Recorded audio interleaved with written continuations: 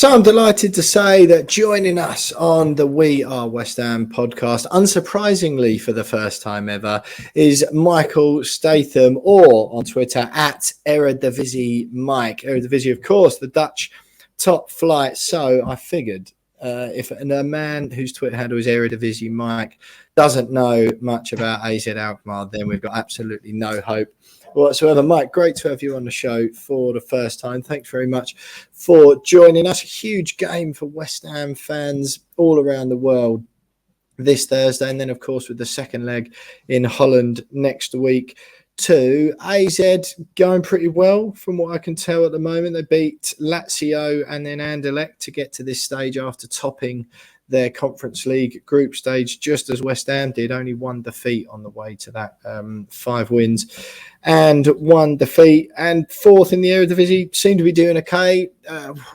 What sort of a season is this so far? Most West Ham fans listening won't know too much about AZ, but they seem to be quietly going about their business. How are they getting on?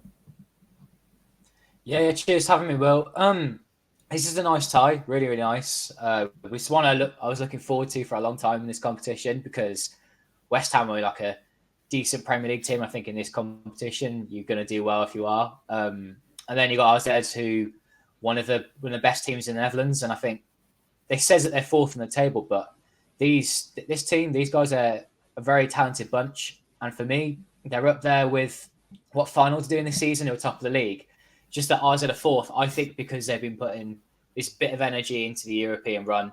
And they're just at fault sometimes when they're playing the mid-table sides, that they might get a 0-0 draw or something like that, or they throw an absolute stinker away from home. But in these bigger matches, big occasion, they really rise to it. I think that's it. When you've got young players who've got that potential, they show it, but then they're going to have those games where not quite as good. And I think that's where AZ are.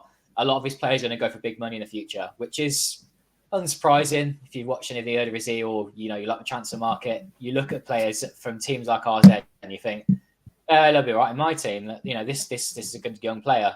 I'm sure we'll get into some of the players in a minute, and the best players and what have you. Absolutely.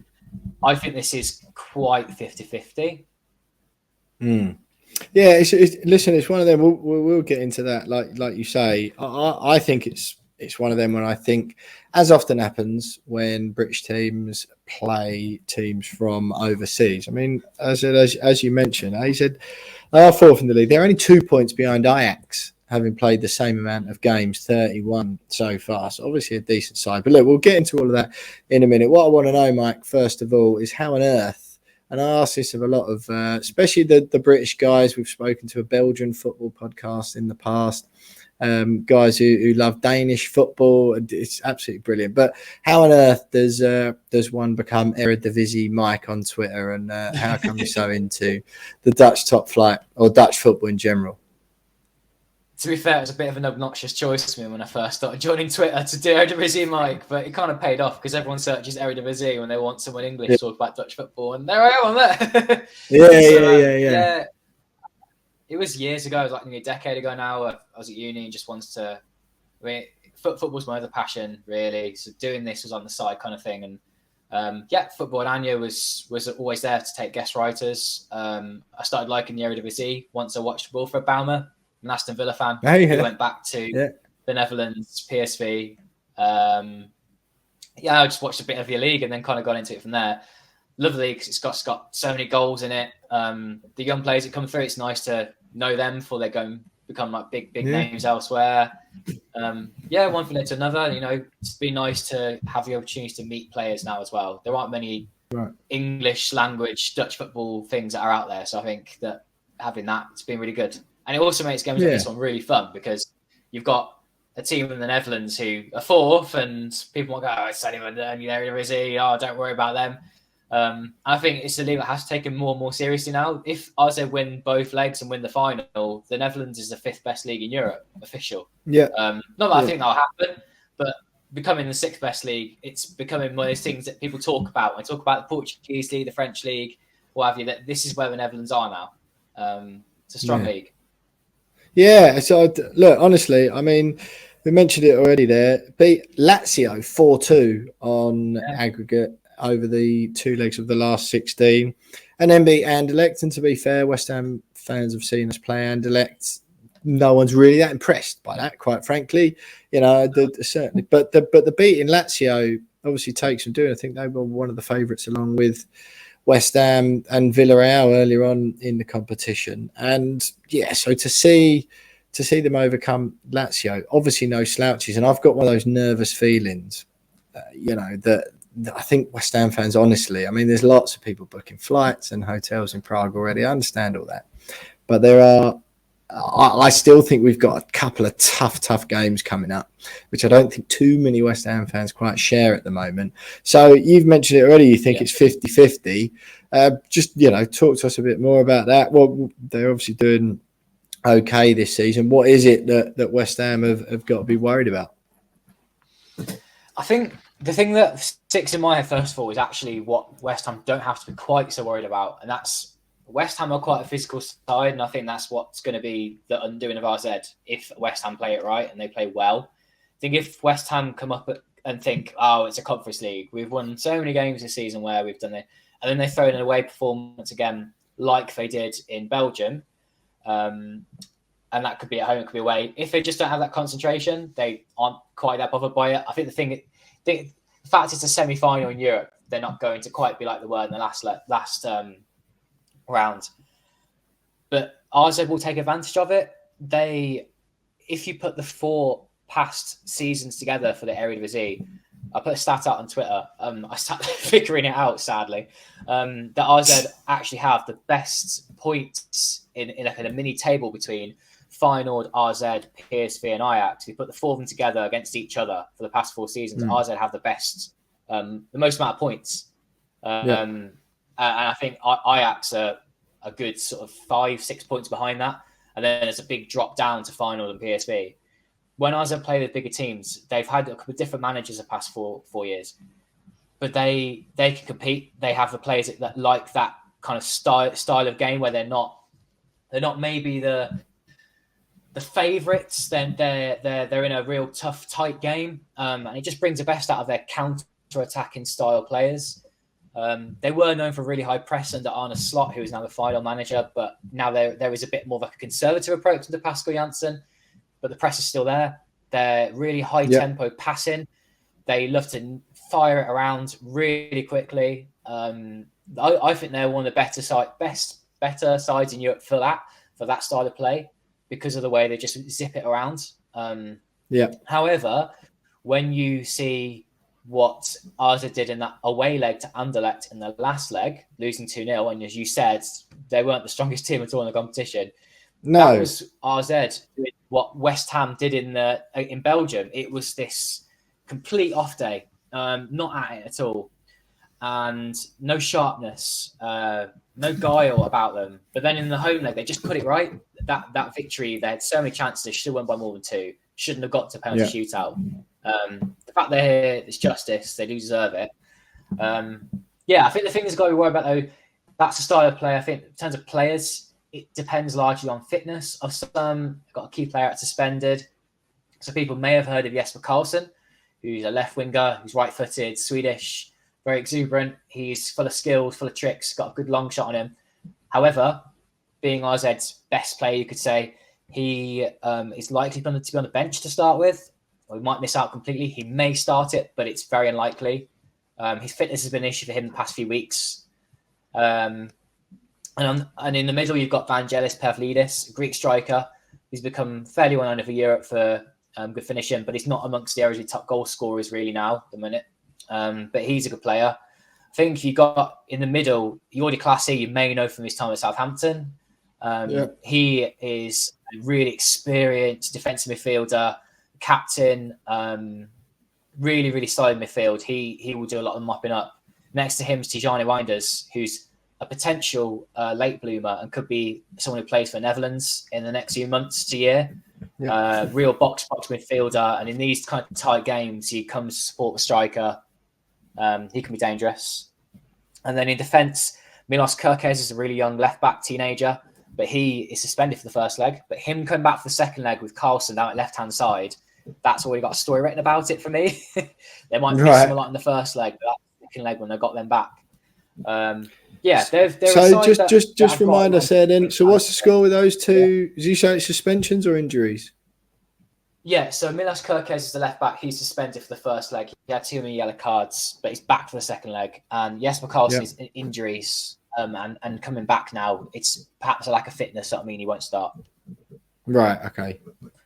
Yeah, I'm with you. So, what sort of like formation and style of play do you expect to see on Thursday for the first leg? Then are AZ typically a team that get right at teams, or will they sit back and hit on a counter attack? Yes, style wise, what do you expect? Yeah. So definitely live in a 4-3-3. They've not played anything different to that. They will have two wingers by the side of a striker. So then you're looking at, will they sit back? A little bit in moments they will. They'll be compact, but they won't. They're not there to hold it to a 0-0. I do not see that at all. A 0-0 draw away at Ajax at the weekend, but that wasn't because of them trying to soak up pressure or anything. They wanted to win that match to overtake Ajax into third place, and perhaps should have done given the chances they had. Just poor finishing for Ajax and AZ that made sure it was 0-0. It was a really entertaining game. AZ had their chances for sure. And at moments, they were able to be compact. But this is what I mean. On the counter-attack, they have the technical ability and the pace to really get in behind teams. And I think that's what West Ham will really need to watch out for in London. When they're back at home, I'd expect different. You know, they'll really be on the front foot for a lot of the game if they are chasing a result. Yeah, fair enough. I mean, it's just an interesting one, isn't it? I'm nervous about this because, listen, it's the business end of the competition that we've mentioned it already, but beating Lazio is clearly the that's the one, isn't it? I think that makes everyone sit up and notice. You don't get to the semi-final of this competition without being a very good footballing side. You mentioned the quality of the Eredivisie there. I think perhaps some West Ham fans guilty of sort of boxing it in with the like Belgian teams who we've played before. So look, it's one of those. I genuinely am nervous. Just as far as obviously some of the players you mentioned there, as far as players Premier League fans may have heard of before, is you got Matt Ryan, Ron Vlaar, Bruno Martins Indy, former Stoke player, I think. Is there anyone else sort of, you mentioned some of the names to look out for? I think they were the only ones I could really sort of recognise as I was going through it earlier on today. Yeah. Ryan, the goalkeeper, he's someone who played for Brighton. Did he play? Ron Vlaar's retired now. He was there. Ryan's the first choice goalkeeper, yeah. He's been quite solid, actually. Quite consistent. Then you've got Goody Classy in midfield, and Bruno Martins Indy, long-term absentee. He's been injured for a long time. But he was starting centre-back. Fair enough. So what do you expect? I was just going to add in about what fans are saying, what you're saying about the league there with Dutch and the Belgian league. Sometimes, like you said, fans can be guilty of that. Are they the same quality? I can understand that. And I think that's where that was a place where Netherlands were a few years ago, 4 or 5 years ago. But that has really changed. I'm not saying, by the way, the Eredivisie is a really strong league. It's not as good as the Premier League. The depth and quality is not there at all, lower down. But this is just, I think if you put in an RZ into Ligue 1, the French league, I think they would be second, third, fourth. And I think that's showing PSG and the rest there. And then in the Eredivisie, you've got these top 4 now that are really quite strong teams. Can hold their own. No, I really, really, really don't think West Ham should be taking it lightly. I'm hoping that David Moyes and the players don't. I'm just a little bit worried. It's like last year in the Europa League, we had Sevilla, Eintracht Frankfurt, Lyon come to town. Those are really prestigious names in European football, and therefore the atmosphere was like electric at London Stadium before them. I'm a little bit apprehensive that even though it's a European semi, there might be quite a lot of expectant West Ham United fans rolling up at the stadium, if you know what I mean. Just like, we should beat these, and therefore the atmosphere is not quite as good. And I think with the atmosphere and the players all pulling in the right direction, I hope, and most West Ham fans would still say that I would like to think we have enough to get through AZ and into the final. But yeah, I think it's worth impressing. Well, I'm trying to impress a bit of my nervousness, I suppose, on West Ham fans. Mike, just quickly before we let you go, it's been great having you on. How well do AZ travel? Are we expecting a sold out away end of 3,000 or a few less than that? Are they vocal? What sort of club size are we talking about here? I mean, when I tried to look for tickets, I couldn't get any. No, right. And I was looking to go to media as well, but I think it's a very busy occasion. It's really fast travel, but yeah, I think that they do travel well. The home stadium sometimes isn't full, and that is surprising because it's not actually that big. If I can't remember the number off the top of my head, it's something like 15 or 18,000 seats in their home stadium.